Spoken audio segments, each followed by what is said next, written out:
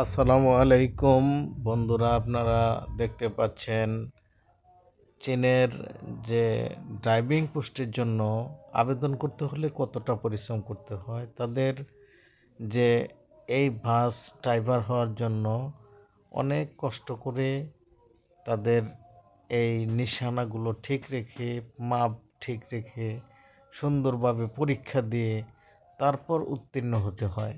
Practically সমস্ত পরীক্ষাতে পাশ করে তারপর আপনাকে যোগ্য ড্রাইভার হিসাবে গড়ে তোলাই হচ্ছে তাদের দায়িত্ব।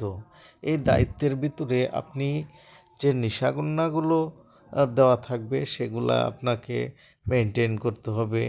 রাস্তায় একটা গ্যাস লাইট রাখা হবে, সেই গ্যাস লাইটটাকে জ্বালিয়ে দিতে হবে, তাকে ভাঙা যাবে না, ফেলে দেওয়া যাবে না। আবার আপনি একটা কাঠি মিলিমিটারে প্রবেশ করাতে হবে।